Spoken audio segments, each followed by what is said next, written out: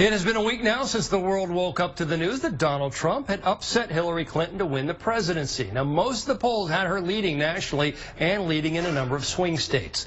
So what happened? Kenny Beck spoke with two triad pollsters about this year's results and where they go from here.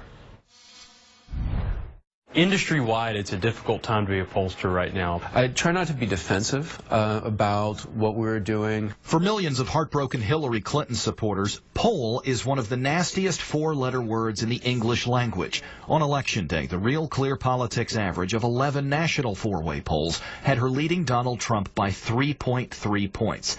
8 days later, she is leading the popular vote, but by a margin of less than 1%. And there were particularly misleading polls in swing states like Wisconsin, where she was up 6.5, Michigan, where she led Trump by 3.5, and Pennsylvania, where her average lead was 1.9. Combined, she won exactly 0 electoral votes here.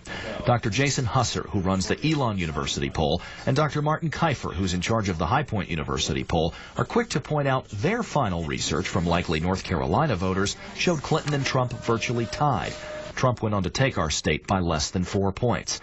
Both men say there are things they plan to do differently in future polling. What pollsters are looking deeply into, and I as well, is really focusing on how do we draw a random sample and then get those people to take that poll over the internet. I think that we are going to take a careful look at how we estimate who is actually going to turn out to vote. If you take a random sample of addresses, you send them mail, you find various ways to reach these addresses, that may be a better way to represent the population than just calling a bunch of random phone numbers. I think it's really important for us, again, to explain what we do, how we do it, and the possible limitations of what we can claim. Another thing both local pollsters agree on, it's becoming increasingly harder to get strangers to talk to you on the phone about politics. The response rate used to be 1 in 3.